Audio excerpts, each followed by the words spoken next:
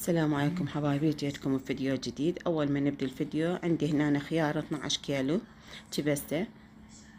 اول بداية نقعته ورا 3 ايام جبسته. هاي اول دبة سويتها لوحدة من بناتي، هذا الباقي انه الخضار لعيال بيتنا. هنا أنا سابتي جابوا لي شانك يدرون بيه احبه وجابوا لي، راح اسوي له الغدا. هنا قطع صدر الدجاج، اسوي تمن ودجاج يعني ريزو، قطع على اصابع.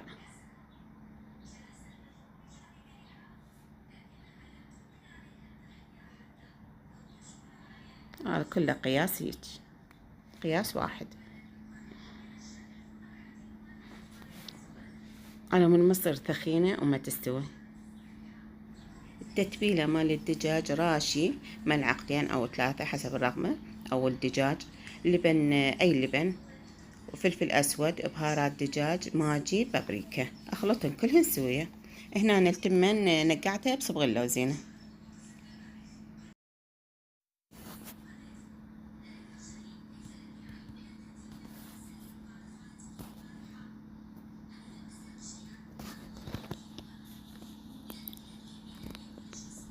أول ما أبدي دهن وكمون وماجي وبهارات مال الدجاج، فلفل أسود، اخلطهم زين. خلي التمن بالمي مالته مال صبغ اللوزينة.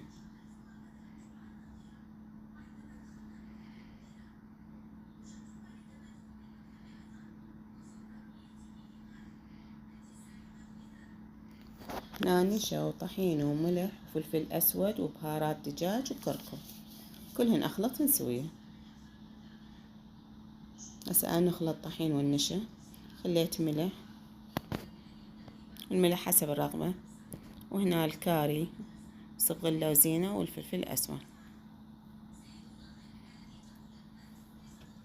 هاي تتبيلة الدجاج يعني بالطحين، أنا متبلت الدجاج بواحد، وهاي التتبيلة هم مال الطحين.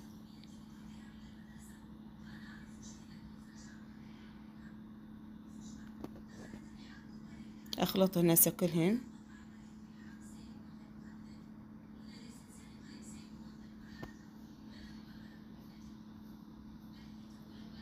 هسه أخليهن بالطحين الأصابع مال الدجاج، وارجعهن ثاني مرة همين للتتبيلة مالتهن. وبعدين أصفيهن من الطحين، أي مصفي أي شي أصفيه بيه الطحين إذا باقي بيه طحين.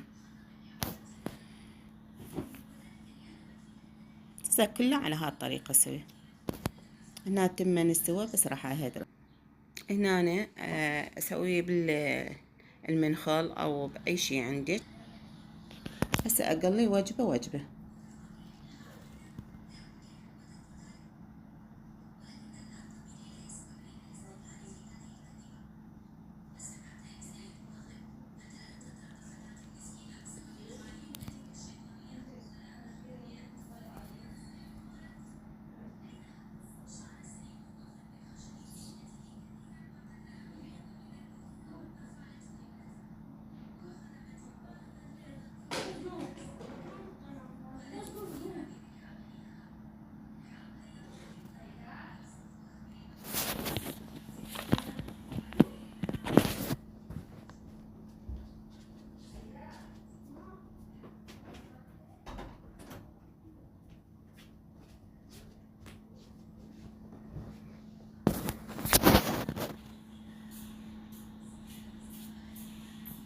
هنا كملت الدجاج وقطعته حسب الرغبة شلون انتم تقطعونه. وهنا الغدا مالتنا، الولد صبيت لهم غدا لأن وياهم ولد غربة أصدقاء ابني، وهذا غدانا. لا تنسونا باللايك وتفعيل الجرس والاشتراك.